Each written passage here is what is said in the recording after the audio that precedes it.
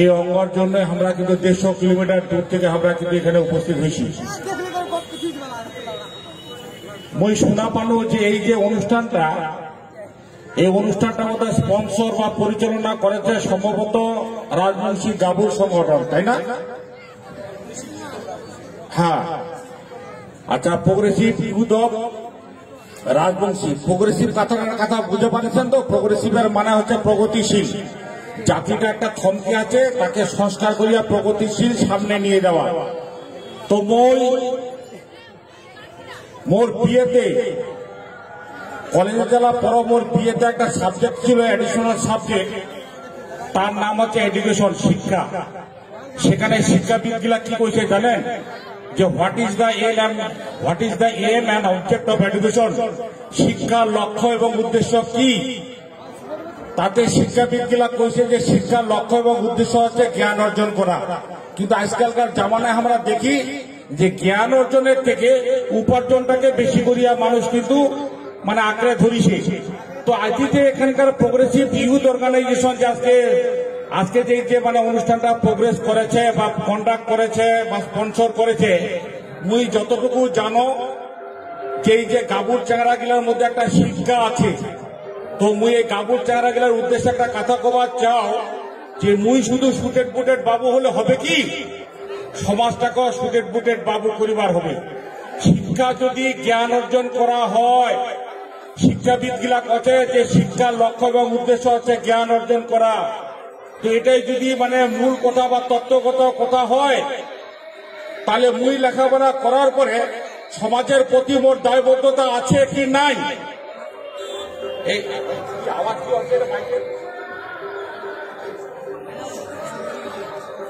তো সমাজের প্রতি মোর একটা দায়বদ্ধতা আছে। তাহলে আজকে যারা শিক্ষিত, যারা লেখাপড়া শিখিছে, তারা শুধু সুটেড বুটেড বাবু নয়, স্মার্টফোন নিয়ে ঘোরাঘুরি নয়, সমাজের প্রতি তার একটা দায়বদ্ধতা আছে। সংবিধান রচয়িতা ভীমরাও আম্বেদকর একটা কথা কইছে, রাজনৈতিক ক্ষমতা সর্বশক্তির মূলাধার। যে জাতির রাজনৈতিক ক্ষমতা নাই, সেই জাতি অচল এবং অসার। আজ মমতা ব্যানার্জির ভোট দিয়া আমরা কিন্তু আজকে রাজ্যের কিন্তু একটা শাসক দলে পরিণত করেছি। মমতা ব্যানার্জি যদি মনে করে যে করমদিঘিতে একটা ওই বিশ্ববিদ্যালয় গঠন করি, কালিয়া কিন্তু সেটা কার্যকরী হয়ে যায়, কারণ তার হাতে রাজনৈতিক ক্ষমতা আছে। উত্তরবঙ্গের আমরা আদি জনজাতির মানুষ, এটাকার আমরা মাটির মানুষ। আজ এটাকার মাটির মানুষের অবস্থা কি হয়েছে? আমার রাজনৈতিক অধিকার আমরা কতটুকু পাইছি, অর্থনৈতিক অধিকার আমরা কতটুকু পাইছি। আজ ভাষার ক্রাইসিস দেখা দিছে, ক্রাইসিস অফ মানে ল্যাঙ্গুয়েজ, ক্রাইসিস অফ আইডেন্টিটি। উত্তরবঙ্গের মধ্যে আমার আজকে ভাষা সংস্কৃতি আজকে পৃষ্ঠপোষকতার জন্য সরকার আজকে একটা পয়সাও দেয় না। বাউল একাডেমি আছে, নজরুল একাডেমি আছে, রবীন্দ্র একাডেমি আছে। এর মধ্যে ওই পেপার পত্রিকাতে দেখিল যে ওই মতুয়া সম্প্রদায়ের গুরুচাঁদ, হরিচাঁদের এবং যোগেন মন্ডলের বলে জীবনী বলে আমার পাঠ্য পুস্তকে বলে তালিকাভুক্ত করিবে। যদি বাংলা ভাষাভাষী মানুষগুলার জন্য যদি উমার যদি ডাঙ্গর বা নামিকর ব্যক্তি জীবনী বা বায়োগ্রাফি যেটাতে সিলেবাসে যেটাতে পঠন পাঠনের জন্য সংযুক্তিকরণ করা হয়, যে সমাজ থেকে মুই উঠি আসছু সেই সমাজের তো নামিকর বা ডাঙ্গর ব্যক্তি আছে বা মনীষী আছে, তার ইতিহাস কিন্তু উত্তরবঙ্গের পাঠ্যপুস্তকে দেখা যায় না। যে ব্যক্তিটার জন্য আজকে তোমরা শিডিউল কাস্ট হয়েছেন, যার জন্য আজকে বিধানসভাতে দাঁড়াবার পারেছেন, এমএলএ এমপি হচ্ছেন, চাকরিতে গেলে পরে আজকে তার সুযোগ পাচ্ছেন, আজকে ভর্তির সুযোগ পাচ্ছেন, সেই ব্যক্তিটার জীবনী কিন্তু আমরা কিন্তু কাহ জানি না। রায় সাহেব ঠাকুর পঞ্চানন বর্মা আমরা চিনি না। আমরা এখানে মুঘল সাম্রাজ্য, মৌর্য সাম্রাজ্যের আমরা ইতিহাস পড়েছি। উত্তরবঙ্গের যে ইতিহাস, আদি ইতিহাস, এই ইতিহাস তোমার গিলা পড়ানো হয় না। তোমরা কংগ্রেস, সিপিএম, তৃণমূল, বিজেপির তোমরা মিটিং মিছিলে যান, তার কালচার, তার সভ্যতা, তার সংস্কৃতি তোমার উপরে ঢুকে দেওয়া হয়। কিন্তু উত্তরবঙ্গের এটাকার যারা আদি জনজাতির মানুষের আজকে যে সভ্যতা, সংস্কৃতি, উত্তরবঙ্গ কিভাবে উত্তরবঙ্গ হল, তার আগে এটাকার ভূখণ্ডের ইতিহাস কি ছিল, কিভাবে এখানকার ভাষাটাকে পদদলিত করিয়া রাখিছে, তার ইতিহাস কিন্তু এখানে পড়ানো হয় না। তো ভাইরে, আজ তোমরা গাবুর সংগঠন মুই প্রথমে যে কোন যে শিক্ষায় চেতনা আনে বিপ্লব। শিক্ষার উদ্দেশ্য শুধু জ্ঞান অর্জন করা নয়, যে সমাজ থেকে তোমরা উঠে যাচ্ছেন সে সমাজকে প্রতিষ্ঠাতা করা তোমার আজকে কর্তব্য। উত্তরবঙ্গের ইতিহাস তোমরা সংবাদপত্রে দেখেন, লেখাপড়া শিখেছেন, টিভির খবর দেখেছেন, উত্তরবঙ্গের রাজনৈতিক পরিবেশ পরিস্থিতি তোমরা দেখেছেন, এটাকার অর্থনৈতিক অবস্থা কি হয়েছে সেটা অনুমান করিবার পারেছেন। উত্তরবঙ্গের মধ্যে একটা উত্তরবঙ্গ হচ্ছে নন ইন্ডাস্ট্রিয়াল এলাকা, শিল্পবিহীন এলাকা। মোট টাকা আছে মুই চা বাগান করে দিবার পারো, মোট টাকা আছে মুই আনারস বাগান করে দিবার পারো। উত্তরবঙ্গের মধ্যে যতগুলো রাজনৈতিক দল আছে তার কাছে প্রশ্ন করো, যাতে উত্তরবঙ্গে একটা বড় শিল্প কলকারখানা নাই কেনে 1000 ছেলের আজকে কর্মসংস্থানের ব্যবস্থা নাই। মুই যতটুকু জানো, উত্তরবঙ্গের মধ্যে একটা মাত্র স্পিনিং মিল ছিল রায়গঞ্জের মধ্যে, সেই স্পিনিং মিলটা আজকে উঠে দিলে এবং তার কর্মচারীগুলো বিভিন্ন ডিপার্টমেন্টে সুযোগ করে দিলে উত্তরবঙ্গে আজকে বড় শিল্প, ছোট শিল্প, মাঝারি শিল্প নাই। দক্ষিণবঙ্গে কি কি শিল্প আছে শুনিবেন, কি একটা উদাহরণ দিবার চাও। গার্ডেন নিচে জাহাজ ফ্যাক্টরি, জাহাজের কারখানা আছে। হুগলি নদীর দুই ধারে 108টা পাটকল এবং চটকল আছে।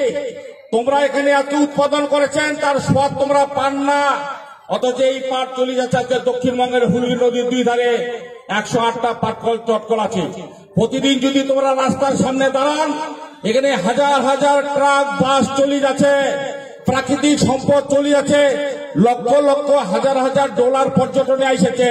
কিন্তু উত্তরবঙ্গের এখানকার মাটির মানুষ আজকে তার স্বাদ পায় না। মুই একটা ছোট্ট কথা কবার চাও, উত্তরবঙ্গের মাটির মানুষের জীবন এবং জীবিকা কোটে না নির্ভরশীল জানেন? উত্তরবঙ্গের মাটির মানুষের জীবন এবং জীবিকা উত্তর ভারত, দক্ষিণ ভারত এবং মধ্য ভারতের রাজ্যগুলির উপরে নির্ভরশীল। আজ রাজনৈতিক দলগুলাকে প্রশ্ন করো, আমরা কিন্তু কেরালা, পাঞ্জাব, রাজস্থানের বাসিন্দার নই, আমরা উত্তরবঙ্গের বাসিন্দার, আমরা এখানকার ভোটার। আমরা এই সরকারও ভোট দেই, এই সরকারও আমরা নোট বা ট্যাক্স দেই, আমার ট্যাক্সের উপরে আজকে এই সরকার চলিয়ে আছে। তাহলে আজ স্বাধীনতার পর আমরা কর্মসংস্থান চাই, 2 বেলা কাজ করবো, আমরা মোটা ভাত মোটা কাপড় পাবো, সেটাও কিন্তু সরকার আজকে তোমাকে করে দিবার পারে না। তো তোমরা কি রাজস্থান বা গুজরাট বা হরিয়ানা ভোট দেন কি? তোমরা তো ওই রাজ্যে ভোট দেন না, অথচ যে রাজ্যের তোমরা বাসিন্দা সে রাজ্য তোমার কর্মসংস্থানের ব্যবস্থা করে দিবার পারে না। রাজস্থান, হরিয়ানা, গুজরাটটা কি ভারতের বাইরে? সেটা তো পশ্চিমবঙ্গের মধ্যেই আজকে ভারতের মধ্যে সীমাবদ্ধ। এটাকার মাটির মানুষ আজ তোমার ভাষা রেডিও টিভিতে প্রচারের কোনো ব্যবস্থা নাই, তোমরা নিজের মায়ের ভাষাতে পড়াশোনা করিবার পারেন না। 21শে ফেব্রুয়ারি আন্তর্জাতিক মাতৃভাষা দিবস, যার যেটা মায়ের ভাষা, সেই মায়ের ভাষার বিকাশ, উন্নতি, চর্চা, সেই ভাষার মাধ্যমে পড়াশোনা করার এটা আন্তর্জাতিক অধিকার এবং তোমার সাংবিধানিক অধিকার।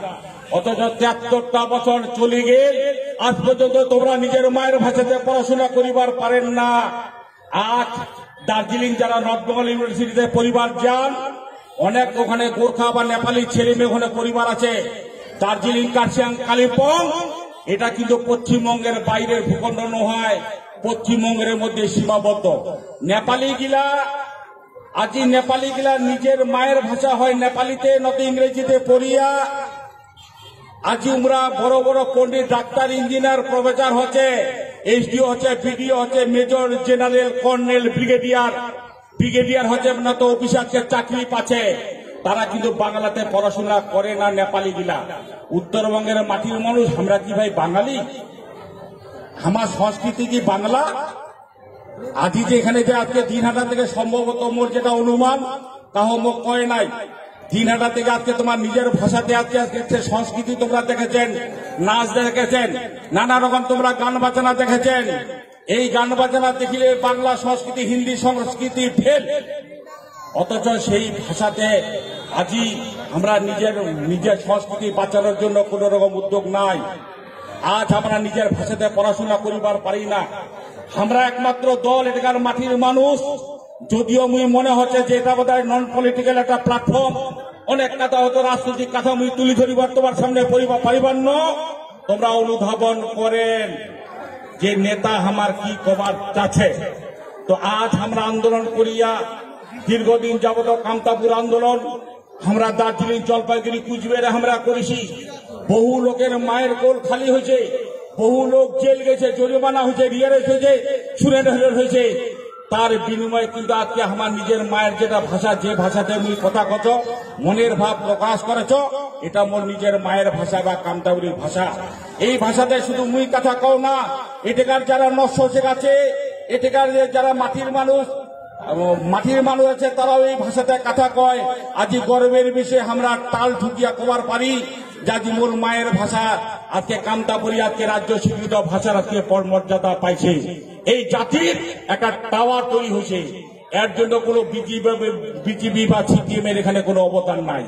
আমরা আন্দোলন করেছি বলিয়া আজ এই ভাষার আজকে স্বীকৃতি পাইছে এবং মমতা ব্যানার্জির অনুপ্রেরণায় এটা হয়েছে। কামতাপুরী ভাষা একাডেমি গঠন করা হয়েছে। এই ভাষার যাতে ডেভেলপমেন্ট হয়, প্রগতি হয়, এই ভাষাতে যাতে পড়াশোনা হয়, তার জন্য 2018 সালে কামতাপুরী ভাষা একাডেমি গঠন করা হয়েছে। ভাষা একাডেমিতে কারা আছে? ভাষা একাডেমিতে সেই ব্যক্তিগুলো আছে যারা ডক্টরেট, পণ্ডিত, লেখক, সাহিত্যিক, কবি, যারা গবেষক। আমরা সিলেবাস তৈরি করিয়া 2019 সালের রাজ্য সরকারের কাছে শিক্ষা দপ্তর